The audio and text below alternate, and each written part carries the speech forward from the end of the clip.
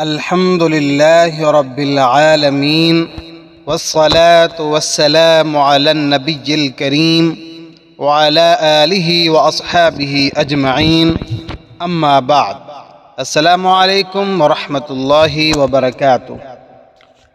ماہ شوال حج کی تیاری کا پہلا مہینہ ہے۔ اللہ تعالیٰ کا ارشاد ہے، حج کے مہینے طے شدہ اور معلوم ہیں۔ علماء کا اس پر اجماع ہے کہ اشہر حج 3 ہیں، جن میں سے پہلا شوال، دوسرا ذی القعدہ اور تیسرا ذی الحجہ کے 10 دن ہیں۔